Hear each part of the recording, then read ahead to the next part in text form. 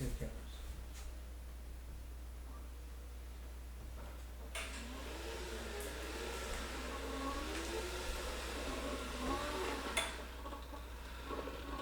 Hello and welcome to the show. I'm Paul, my guest is Russell. How you doing? And Russell and I have been working together for quite some time now. We've seen quite a few things happen, including the passing of my dog Bella. You were really kind of helpful with that. Yeah, that was really good. Nah, that was really one of the nicest dogs I've ever met. She was a Yeah. sweetheart. She got anemia. I didn't even think of it. I should have given her some curry leaf tea. Yeah, we didn't really know the properties back then. At least I didn't Yeah. until recently. I'm gonna move this over a little bit just so Sure. that we make sure we pick everything up. Okay. So we met through Facebook. I was looking for a help around the house, Right. and Handyman type of guy. yeah, and I remember it was kind of like. You remember that tomato plant? Yes. That was one of the first things we did. Right. There was an invasive tomato plant that was growing into my grape and my honeysuckle, and you would never think that a tomato would be that aggressive. Yeah, I didn't think plants would be aggressive like that, aggressive, period. Right. I mean, I've watched nature, but I've never seen it like up close, actually attacking another plant, trying to dominate it and, choke it out. It was close. I mean, like I almost lost that honeysuckle and that grape, and it was a hell of a lot more hard work than I think either of us expected. Yeah. You were like, we had to like, Had to separate it and everything. Yeah. It took all day. And then at the end, it was a big old pile, like that big, yeah. that we had to get rid of. But I couldn't. And that was a volunteer. I didn't even plant that. Yeah, wow. A lot of things we did. I want to actually get into what we're gonna do too here with the flooring, because I had the city come out through a program called the Handy Worker Program, where seniors and people with disabilities can get help with accessibility, like handbars, ramps, and I got a lot of good video of them. But unfortunately, their work did not stay because I have some issues with my floor. The reason I got the work was because all my old floor nails were coming up and popping my tires, so Sure, yeah. they didn't have much experience with floors. So the flooring that they put down is coming up because it's actually an issue with the floor itself. Yeah. So we're going to go underneath there, reinforce it, so when they come back, we won't have that problem again. It'd be stable so that way we won't do the same thing it's doing now, popping up in different places, Yeah. cracks and everything. So one of the things that's kind of interesting to me that I want to talk about is in this neighborhood, it's there's a lot of I don't know what you call Hispanic, Latino influence, but there's also a lot of history of Filipino folks being involved and living in Echo Park. You are half Filipino? Yes, I was born in the Philippines. I came over when I was 6. Oh shit! I forgot about that. Yeah. Wow. I've been here since I was 6 years old. Okay. You don't speak. Tagalog. I know some of the language, but most of it, I'm Americanized now, so because I went to school, English and everything, so yeah, I lost most of it.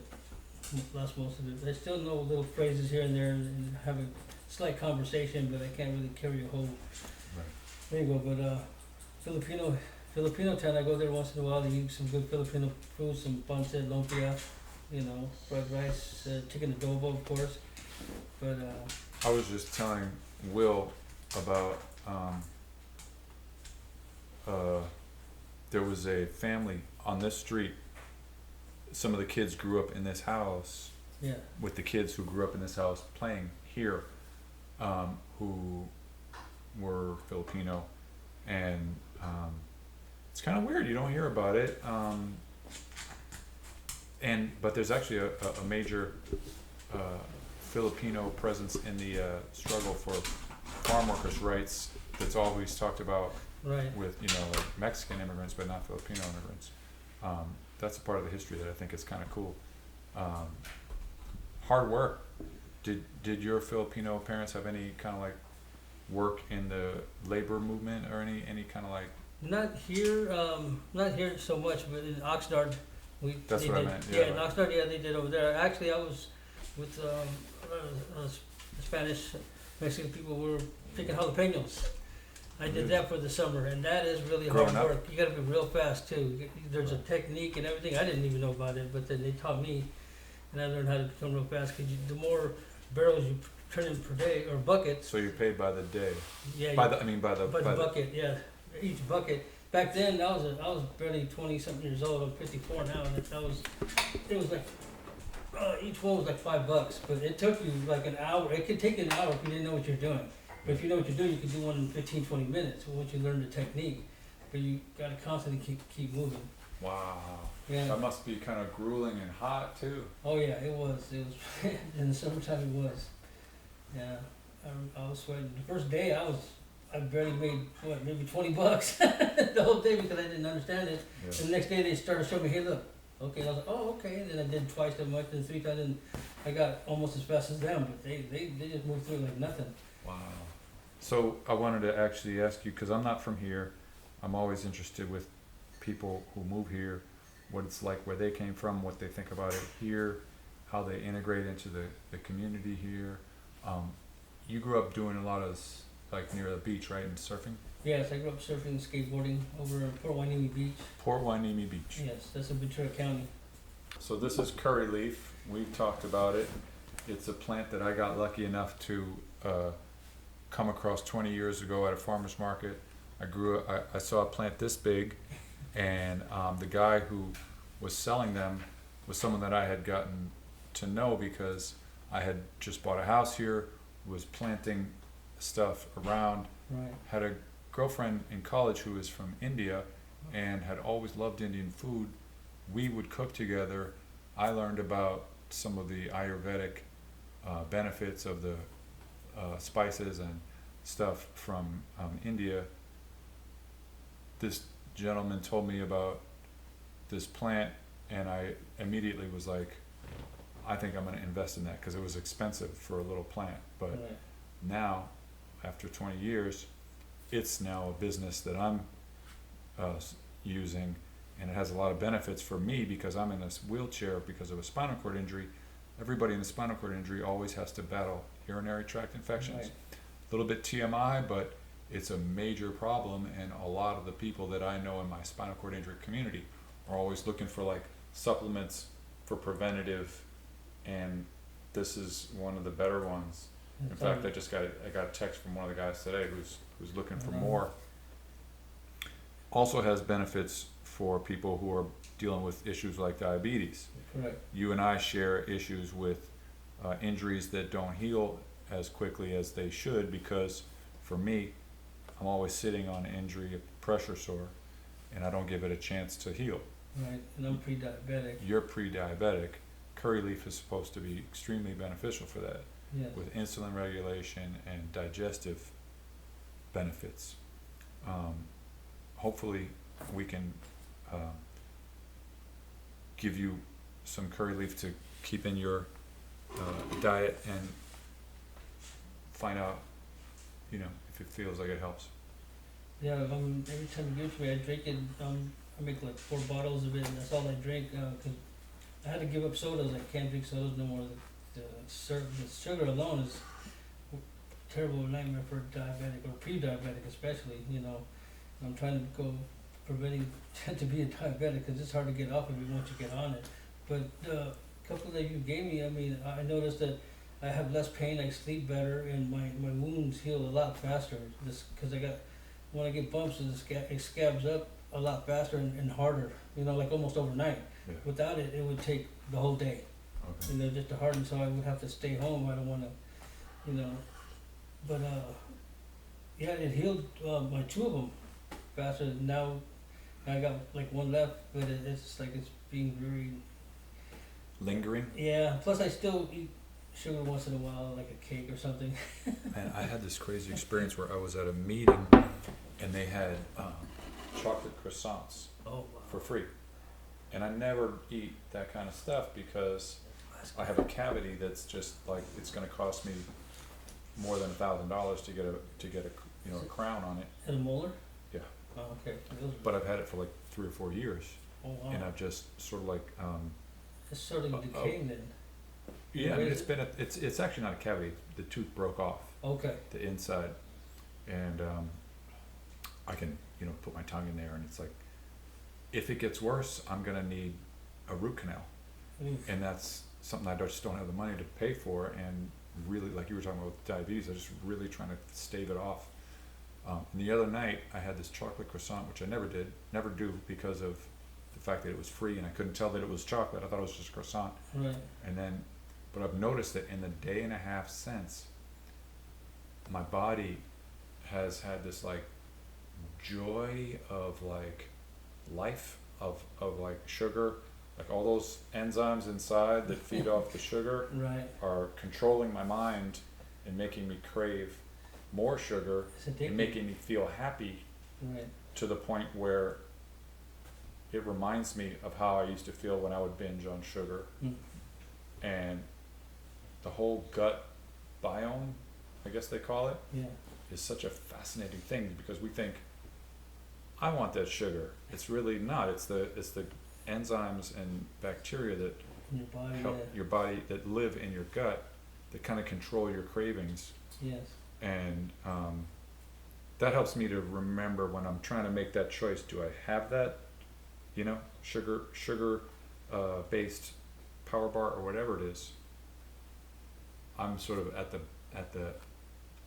I'm not in control. It's like these gut flora that really kind of control. Anyway, It's I like kind of being- wanted to ask. Sorry, go ahead. This is like being addicted to drugs almost. It's Yeah. basically it's the same things. Your neural pathways are connecting, and it's telling you it wants more of that because it makes you feel good, and it likes it, and your body feels good for the moment, but then you crash later on and you regret it, and plus Which makes you want it more. exactly, because you're like, if I get some more sugar or whatever, it'll help me feel better. But for the moment, but in the long run, it's gonna really do you some damage, and I learned the hard way about that. So. Yep. So I want to hear about Port Hueneme and your childhood and the kind of like youth culture there. Okay. You know what I mean? Like that. Yeah. I kind of came out to LA because my friend who I grew up with was surfing, Right. and we were going to be making music together. But that connection to nature, Mm-hmm. that physical kind of like surfing culture, and the fact that you can't really like charge somebody to surf Right. yet, you know what I mean? Yeah. Whereas like, say, skiing, you have to pay, Right. Surfing is one of the last places where it feels like it hasn't been commodified so much. I mean, you obviously have to pay Yeah. for your board and all that kind of stuff, and there's like gear that And then people's- parking and everything else. Parking was, before when I was going up there, there was no parking, interesting. tickets or nothing like that. And then Right. when I started getting my later teen, those started popping up and all that. And even going out to fishing, it starts charging you and stuff. Everything just gets charged. But if you have a board, you get a car, you park it, get your ticket, or you can park like a block down for free and then walk all the way. That's what we used to do. We've got the pier side and we got the rock side, and they got locals there. They got HPL and they got the rock side, but These are what, groups of surfers? it's surfers, yeah. Gangs? Yeah, the gangs, surf gangs, whatever you want to call them. But they're just hoodlums, they're just growing up, high school kids, whatever. But there's older people that have been there for a while, but they grow out of it. It's just the teenagers that keep it going. You know what I mean? So I'm fascinated with that because I know that in some ways, it's kind of weird. You don't want your spot to be overtaken by, because if there's too many people there, you can't get the waves. Right. And if they don't know what they're doing, they don't know how to get out of the way. Yeah. If most of the guys, we surf by the pier because a lot of the times that's where the best surf comes in. You can catch a lip, or you catch a ride instead of catching just a wall. You know what I mean? You want to catch a ride. The walls are just basically just one wave, just comes and crashes down. If you get a ride, you have one and it goes slowly down, so you can surf down it. You can go through the tunnel once in a while. You know what I mean? But and Hueneme, it breaks too fast. But if you're a shredder, if you got a board like the Towers board, that's the locals over there. It's the guy, he owns his own board shop. We get our wetsuits and boards from him. He makes his own boards. He's really good at it too. But and then you got the other side. It's called Silver Strand. That's another area. Their waves are slower, so you get to ride it a lot longer too. You know what I mean? So it's not so choppy and it doesn't break as fast. So you get a long, decent, smoother ride. We used to go over there a lot because when we just break up. But the best time we went is at nighttime, especially when the moon is full. Wow. Because it's usually a lot of times high tide and everything, and they usually have nets out there, so we don't worry too much about the sharks. You know what I mean? So, but once in a while they sneak in. But the nighttime was the best time to surf. You know, especially if it was the full moon. That's when we always went out. Wow. Other than skateboarding, but surfing was the best at night. That sounds like just a peak kind of like Yeah. experience of nature and interacting with nature in a way. You know, like I said, I was very attracted to it. We moved here. He was living in Venice. Then we ended up. He got a job at the Yamashiro. You know that place? Yeah. And so we ended up moving in, and I never got to really Get into it. explore that as much as I wanted to. But Yeah. so, would you guys go to other beaches? Yeah. Or was that? Did you have? And how old were you? And what like? I If you started don't mind, like. surfing when I was 12. Actually started going boogie boarding when I was 10 years old, body surfing, stuff like that. Then 12-year-old, I really started getting into surfing even more. But I had the privilege of going up and down California, surfing up down to San Diego all the way to San Francisco. You know, Was it a trip that was? I had a van. So And, you would go on a surfing, Yeah, just for like 2-3 months. You know, live out of the van? yeah, lived out of the van, and then because I'm a handyman, so I did any side jobs at the time. You know, I just wanted to go. Actually, it lasted more than 2-3 months. It lasted like almost 8 months, but I got to enjoy it, and and didn't have to rush out of there or nothing. So, and some places, people let me, work at their house, and they had a spare room. They let me stay there or whatever, or at least in front of their house, I can plug in or whatever. But That's what's so interesting to me is the culture around surfing, where people will kind of like recognize folks who, love the activity and yeah, the culture around it. I slept at the beach so many times I can't even count them anymore. Different spots too. But sleeping at the beach, if you got a tent, sleeping bag, it's really if it's not too windy, it's really Sounds pretty nice. just as long as you can stand the waves, you can go to sleep with it. But I can sleep through anything. I can go to the airport and in the airplane and just fall asleep. It doesn't bother me. I can sleep through anything. Once I'm in that zone where I'm going to go to sleep, it doesn't matter. I go to sleep. And yeah, like in the limited times that I did go surfing, the kind of like healthy endorphins and stuff, Right. and the exertion of paddling and being in the water and the sun, it would create a kind of like feeling of well-being that would make eating taste better and make like sleep deeper Right. and I stuff. never even thought of that, but because a lot of times when you're done surfing, you're tired, but Hungry as hell. you're part of nature when you're out there in the sea, in the ocean. And sometimes I just sit there and just, ride the waves out. The swells Yeah. before they break, and I just go out there and I'm just like mellowing there for like an hour. Sometimes I'll be up on my board just laying there, just because it's really mellow. There's hardly no surf, and plus it's low tide. After the high tide, sometimes we just go out there and just relax. Back then, smoke a little weed, whatever. But most of the time, it was just beautiful out there. Most of the times we have either a spring suit or a full bodysuit, depending on the weather, how cold the water is. But if you have a full wetsuit, it's like you can stay out there for hours and hours and hours. I did. I have lots of times just stayed out there. Seems like it would create a kind of like a level of fitness Yes. and like just healthiness that was that beach one of the well I'm kind of curious about the different places that you took trips to, but was the Port Hueneme a fairly clean? We had a harbor, but yeah, it was fairly clean. But sometimes it got a little. They would blackball the beach where they don't want us to come out. Either the surf was too high, and then it would bring a lot of debris in, from out there, or somebody's polluting more than they should. so they'd kick us out. But most of the time it was a clean area because the harbor was small compared to here. Our harbor is really tiny compared to that, so we didn't have a lot of in and out traffic. It's just personal people with personal boats. Here you got cargo, ships and everything coming through As here. well as all of the Yeah, it's like drainage of the yeah, the ocean sewage. is like brownish here.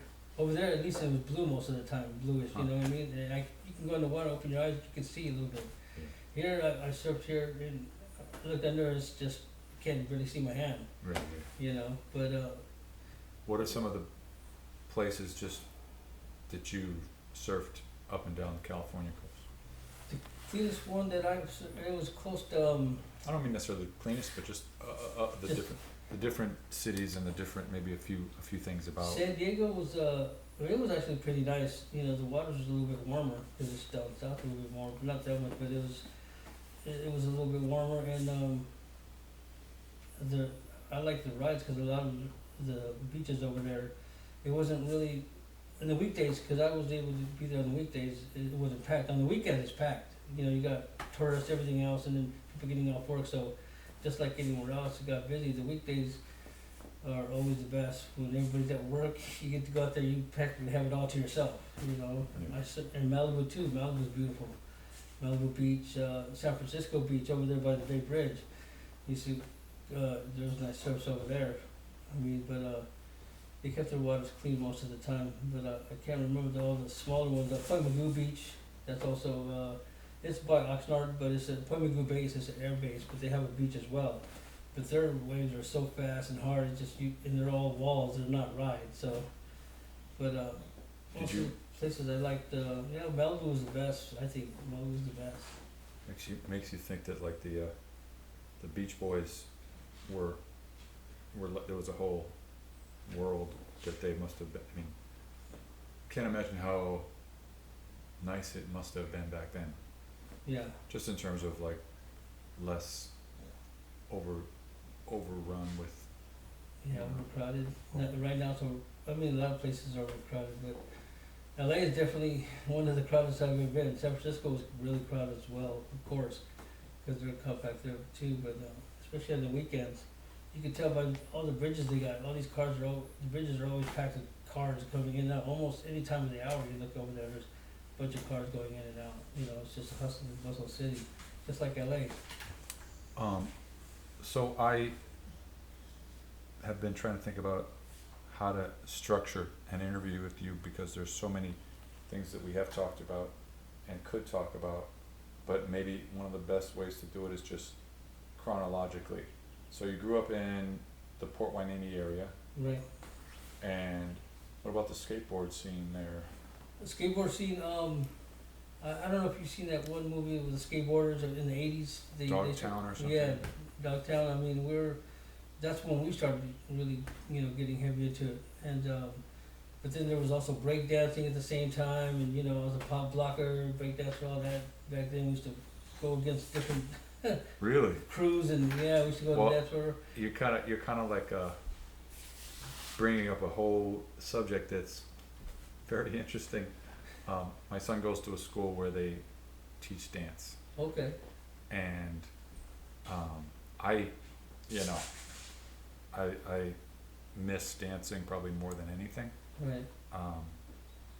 And one of the things, I used to teach music in elementary school, and one of the things that's kind of funny to see kids when they get to that kind of middle school age, they get a little bit kind of Find the rhythm. too cool to be Yeah. to be doing like music or art in Right. school, but breakdancing is one of these things where like young people want to do it, young guys, because it's not like ballet, you know what I mean? Right. It's It's cool. got a whole different culture to it. Yeah. But I don't think we've ever talked about that. So you guys had actual like competitions between Yeah. groups of dance. Wow. We used to go to the skating ring over at Port Hueneme, and sometimes they would go out in the parking lot or inside in the back. We used to have crews just compete against each other. It was just a friendly thing. It wasn't really like a major competition where people were putting up money or I'm sure there's all cameras and kinds of stuff like like that. But there's all kinds of the learning locals- opportunities to sort of like oh yeah, see what other people are doing, because it's not like there's like a little league that coaching, you know what I mean? Yeah, had the of, Guanimi breakdancing, then you had Oxnard, then you had Camarillo come down once in a while, Ventura come down, and it'd be kind of, we used to go to golf and stuff in Ventura to do all that because it's a bigger place. But back then that was wild. I was a teenager and we were just, anything goes, you know? that is wild, cause it's this thing that started in New York, Yeah. but it somehow made its way out here. Yeah, some people are just better than others because they're physically gifted, you know what I mean? Yeah, If you're better physically gifted, but there's also a technique, once you learn the technique, you And can. there's also like how you develop, what age you are, cause like Right, myself, I was a late bloomer, right, and it's wild to see kids who are so good, so young at things like sports or dancing. right, I mean, they can be like a savant. If there's Yeah. something that they're really, really into, they can just kind of like, you know, yeah, be a prodigy, you know. I used to do a tiny bit, you know, like just what I could pick up on, I guess, you know, TV or something. it's just like in my construction, you know, I can do just about anything, you know, but I'm not a master of none of it, you know what I mean? But also, yeah, I used to play basketball, I was in the Boys and Girls Club, I was on the football team, basketball team, stuff like that.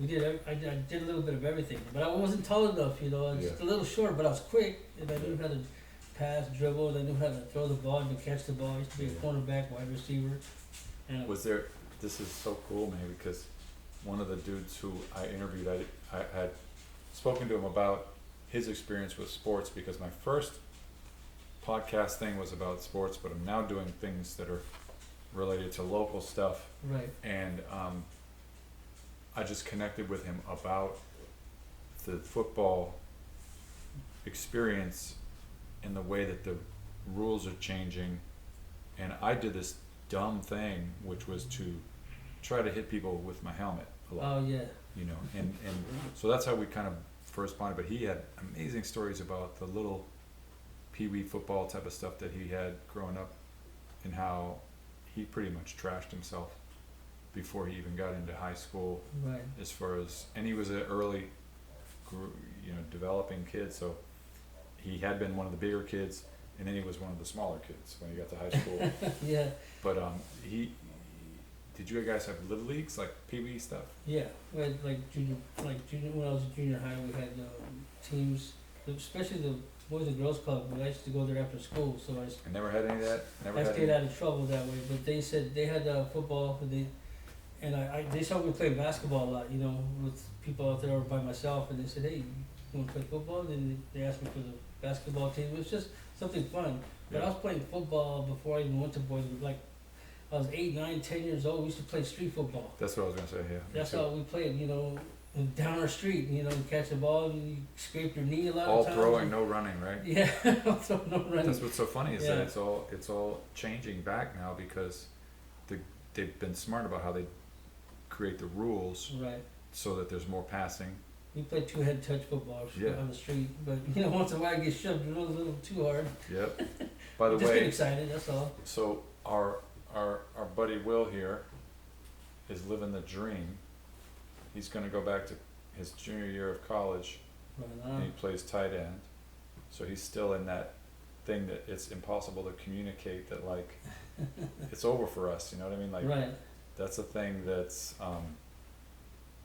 you can just, glory days, imagination of Yeah. what it must be still like, and here we have somebody who's still in it, which is kind of wild if you think about it. Yeah. This summer we're gonna do some throwing the football around, and, you know, trying to figure, he's actually connected with one of my neighbors who also went to the same school, Right. also played football. That's how we met, was through this football Wesleyan alumni Facebook page. Right.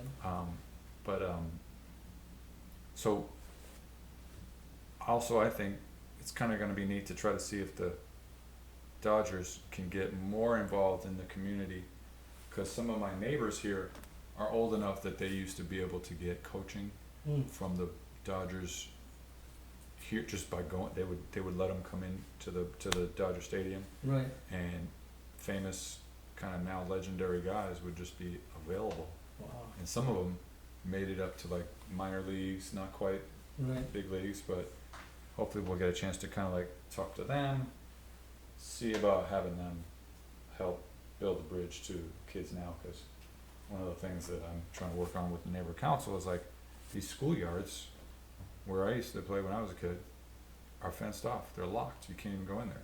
Mm. You got this perfect location right in the center of the neighborhood, Right. and meanwhile, on the weekends, the parents have to like figure out rides so that their kids can go to a facility. It's just a little, not as, it just seems like we can do better than that, but, so, let me know exactly what, so there's the Boys and Girls Clubs, Right. did you have Little League? I didn't really get into Little League too much, you know, 'cause back then I was, like I said, I came over here when I was 6 years old Oh, from the right, Philippines, so I was trying to get a grasp on English. Gotcha. You know, the first day in school when I was 6 years old, I got in a fight with a kid that hit him with my lunch pail, 'cause I didn't understand what was going on, you know, and it frustrated me, and At that age, it's really kind of messed up how Yeah. kids can like prey on a kid who doesn't necessarily right, have the language. As an elementary school teacher, yeah. that whole dynamics of is a She was whole, having a hard time. I mean, I came over here on the plane by myself. A stewardess had, you know, was basically just my escort because my parents were already over here, and my brother. So I was going to the Philippines. They had to get all the paperwork ready. Then I had to get shipped over, and the stewardess had to help me.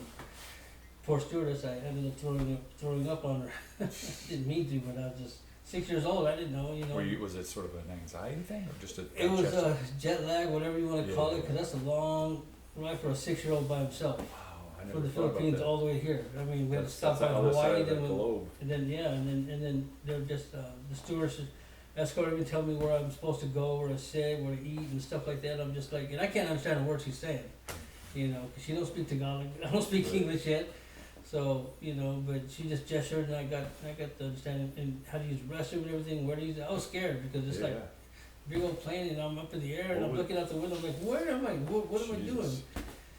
Was it kind of weird? So you had not spent any time with either of your parents until you were 6?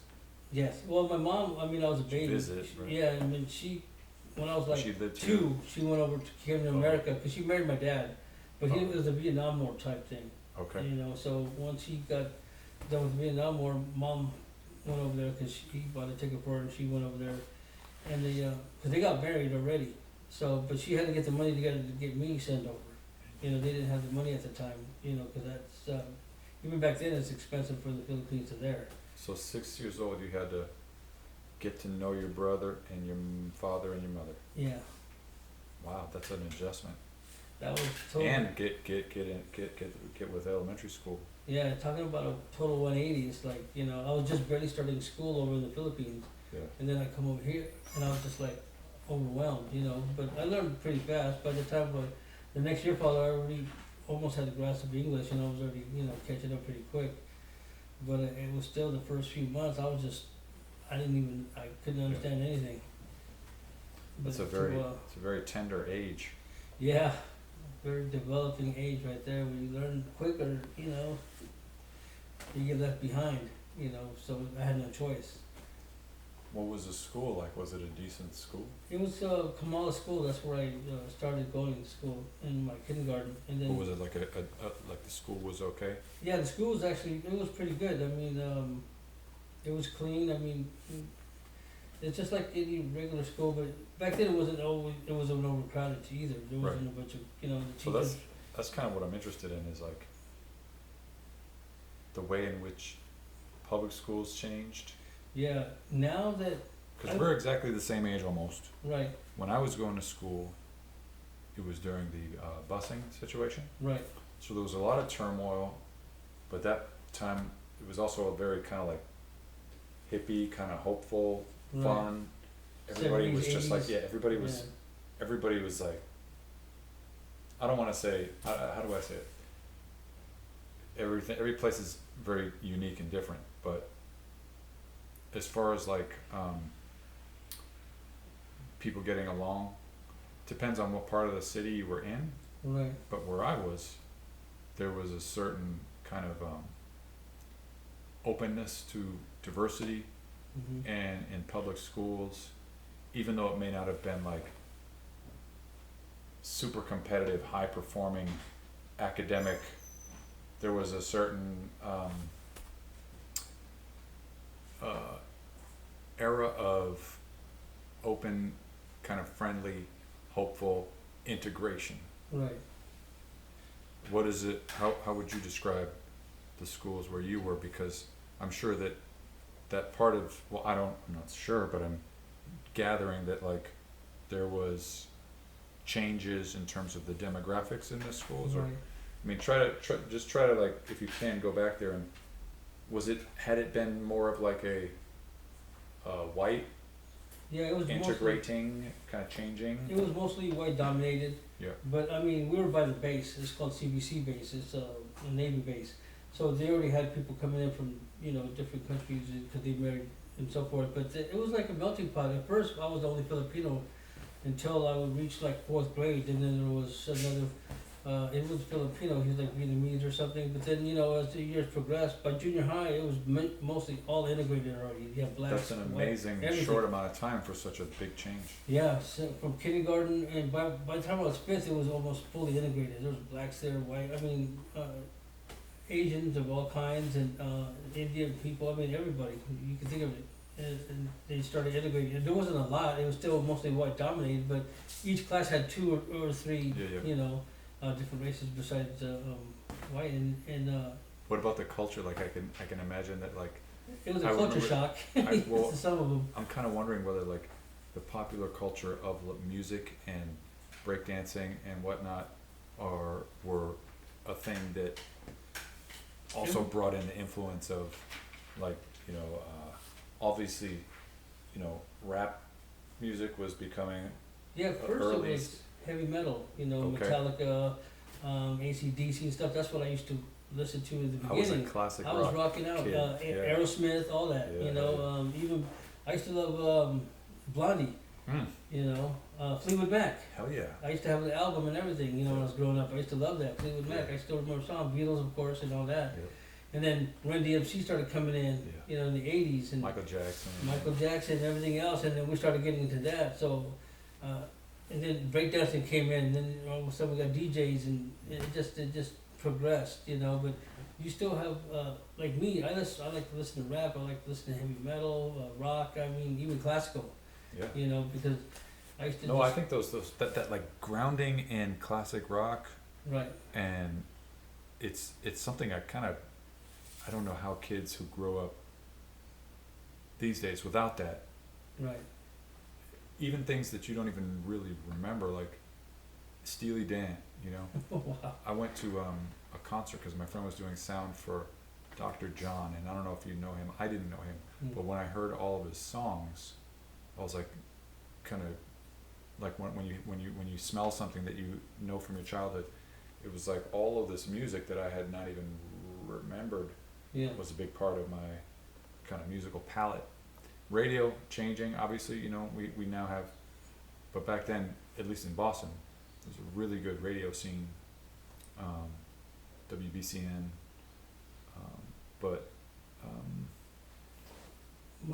My friend John Strazak, right? We went to high school together. We went in his car. He had this '76 Chevelle, and going to school. And one night we were just cruising, and he was turning the stations. And every station he turned in, I knew the song to everyone, and all the words. And he was like, "What don't you know? Rock, rap, this and that, back and forth." He went back and forth, and he's like, "You do listen to everything, because like every station he knew, I knew the songs, because they were playing, of course, the hits at the time." And when you say heavy metal, I'm kind of curious, because I sort of drifted away from heavy metal. I didn't really get too deep into that. Okay. I was into hard rock, but you're talking about like Metallica and all that. Okay, so what are Black some of the other? Sabbath. Okay, yeah. Megadeth. Yeah, see, Stuff like my that. friend Rick, who grew up in New York, he got deep into that stuff. Twisted Sister. You know what? His son, Twisted Sister's son, lives in Echo Park. Oh, is that right? Yeah. Right on. I saw him at one of the stores, and I didn't know who he was. I guess I kind of did. But, I mean, Billy Idol. I mean, Yeah. to name a few. I mean, what are some of the other heavy metal bands, like Slayer and all that? yeah, Slayer was pretty. It was a pretty gnarly band. I don't know. Iron Maiden. Yeah. Iron Maiden. Pantera. Yeah. Scorpion. I mean. Scorpions for the shit. You name it. That's like Keep going, man. Feed I'm me. trying to Give me some remember more. the older heavy metal ones. I don't know if you ever heard of Red Rum. I mean, they're really. It was a local band, but they were like hardcore rock, and we'd go to parties on the weekend, and they would be, performing and stuff, And they had, I think, one or two famous hits, but not really major. But as far as our locals, that was them. That was it. That was our that was our band. That was our local band, and they were really like pretty heavy into it. Head bashing. We had the mosh pit in the backyard, everything. Everybody's, just smashing each other. But it was. That sounds like day. that sounds like a wild scene that would only happen when the parents were out of town. Yeah, it was. Parents were definitely out of town, and This is like that point of life age where kids kind of like, because I was talking about in this area, in this house, there was a family where they were all boys, and they were all friends when they were kids. right. But when they got to be like teenagers, there was this sort of diverging paths that some kids went on and some kids didn't. And even in my upbringing, we were all kind of like, as kids together, and then when it got towards high school age, it's kind of crazy to have these, like kids who, as kids, you were like family, like brothers, Yeah. but then somehow that point of life of like early high school, late middle school, it's just very painful to see kids kind of like who had been so close have this crazy distance all of a sudden. Like all of a sudden and I don't know whether that's something that you experience, but it seems like a universal thing where like, kids have to sort of identify who they are and, Yeah. um, I did late junior high. I barely graduated because the last month I just did school, and I would go to my friend's house and just stay there, and go home. And then my parents didn't find out until like almost a month later, and I barely graduated. I had such good grades at the beginning. I barely graduated, but I was just like ditching school because I didn't like it. I was going through a phase, Well, I mean, it's kind of like a pivot point for a lot of people, trying to and find there's themselves. incredible amount of pressure Yeah. to sort of like try and take control over your future Yeah. and whether you're going to be, and one of the things I think that plays into that I don't think is discussed enough is how much do you believe the story that you're being told in school? Like how History and everything else. yeah, history specifically, and how do you integrate that into your own understanding of the choices and options and fairness and opportunity Right.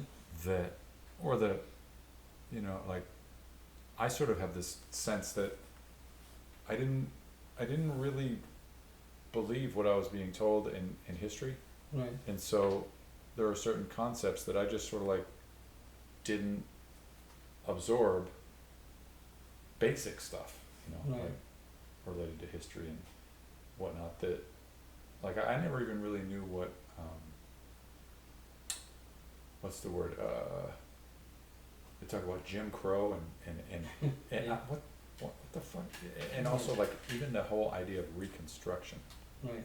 like it was a word that I knew was related to somehow post-Civil War, but that thing where like you don't even understand what the word relates to, like Right. the reconstruction of the country. Like I never, And it's after just the a nice Civil War. word, a nice word to cover a bad word, really, or a bad situation that Yeah. how America became America and what Yeah, they had to do exactly. in order to get here. And what is how the real how deal? we're here now because of that, Yeah.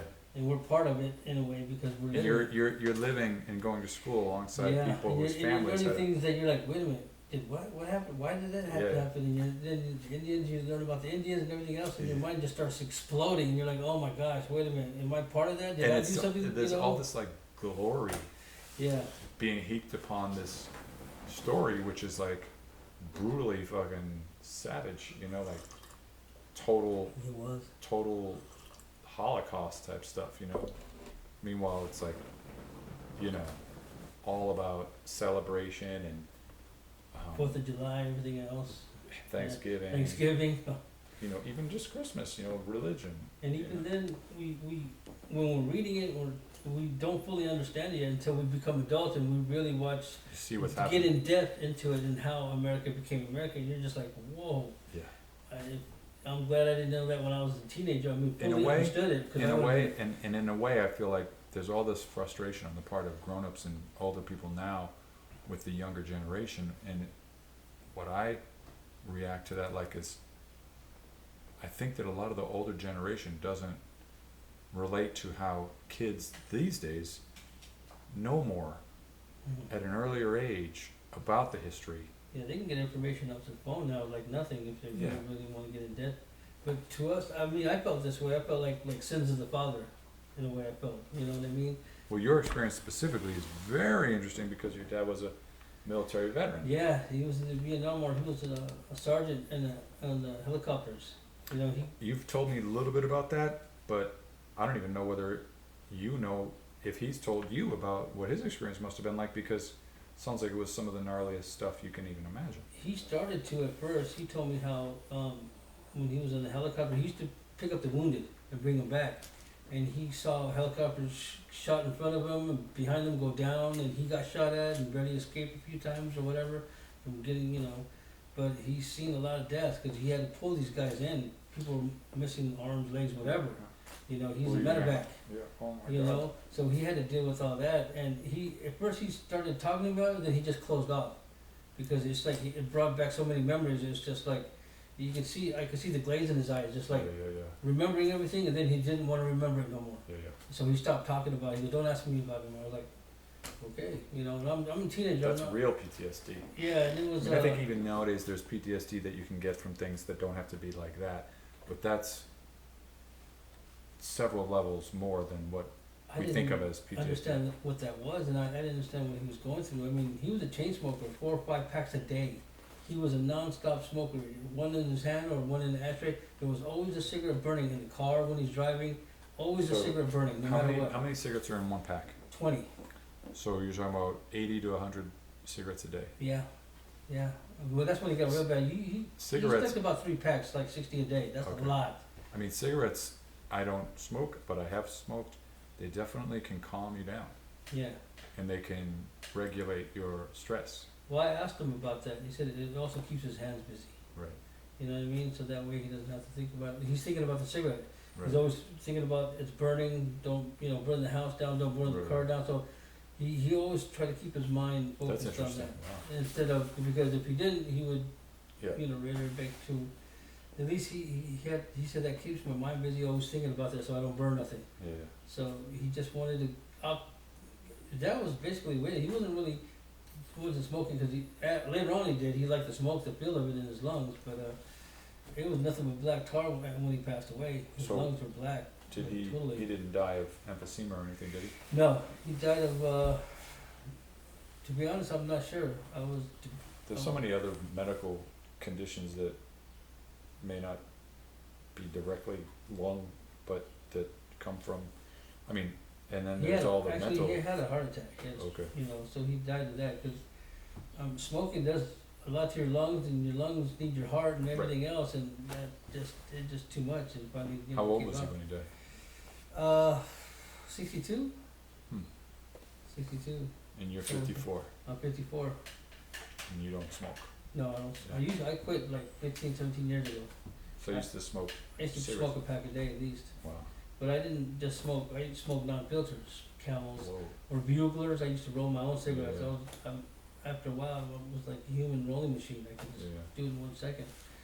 But I find that to be kind of a whole kind of like interesting activity that yeah, you can become. It's like a little hobby, a craft or something. yeah. People used to get these rolling machines and stuff like that. I go, what do you need a rolling machine for? I rolled it just as good as a rolling machine. Here you go. And they're like, Yeah. what the heck?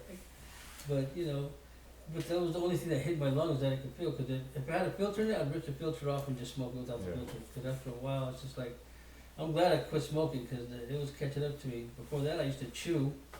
Really? Yeah, I used to chew Oh, Copenhagen, stuff like that, Skulls. I'm gonna open these doors.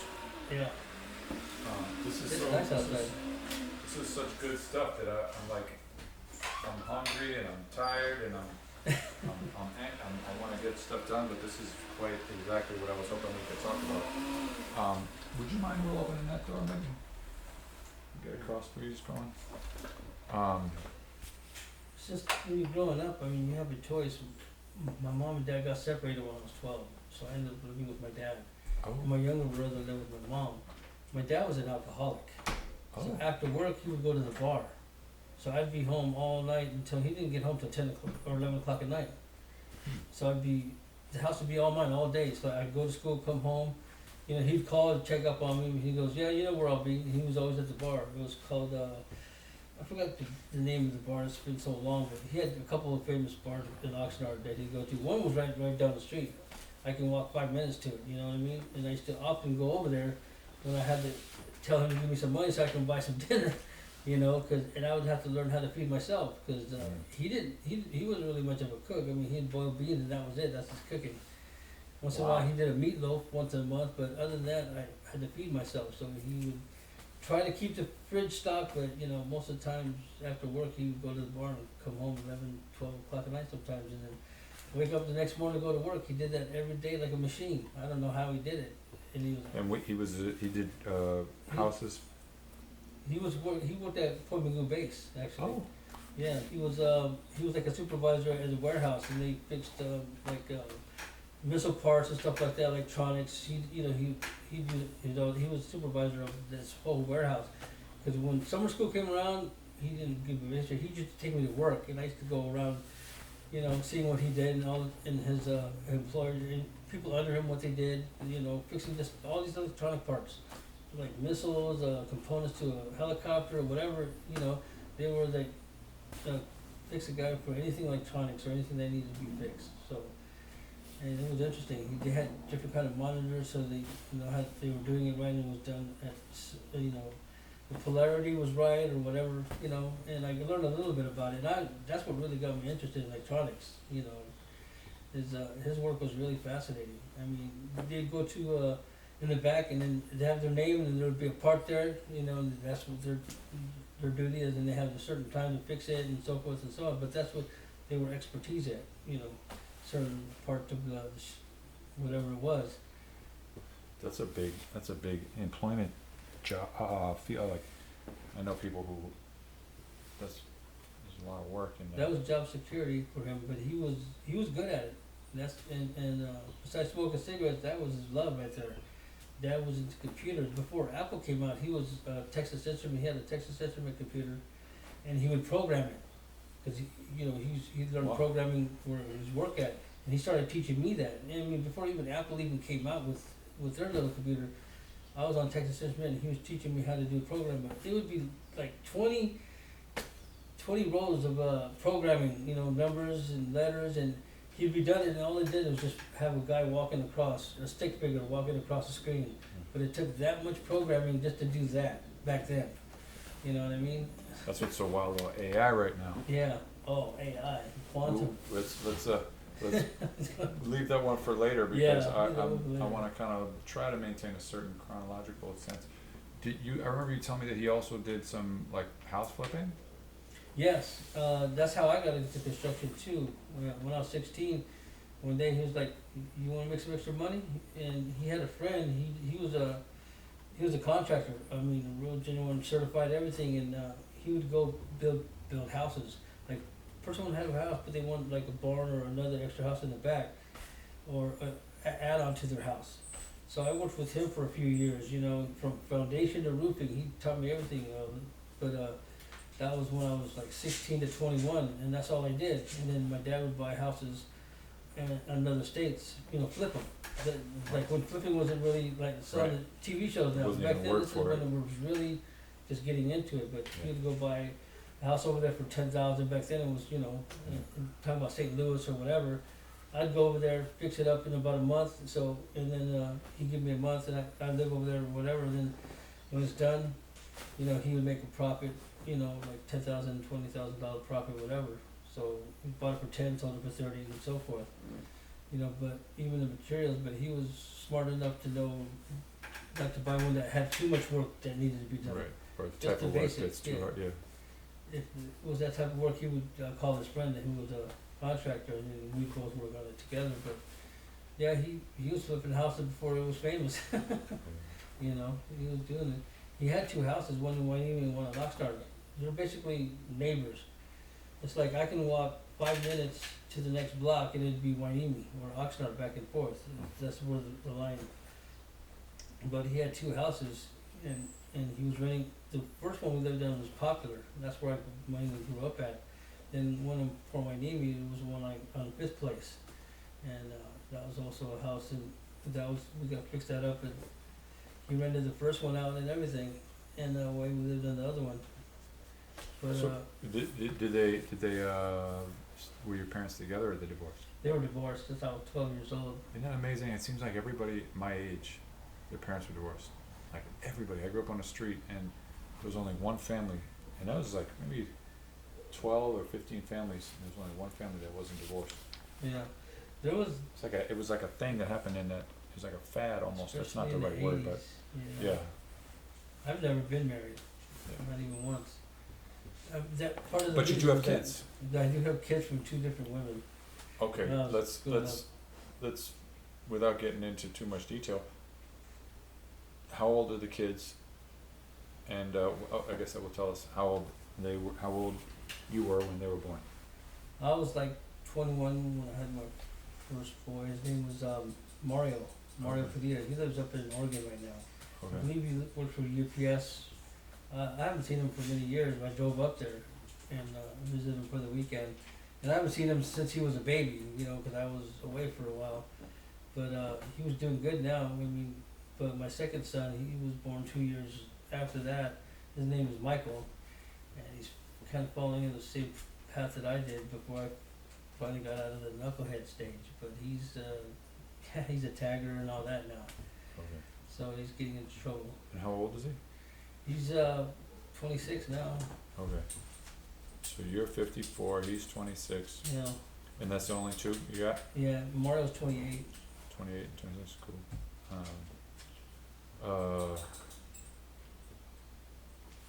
Well, why don't we stop right there and we can pick up there the next time.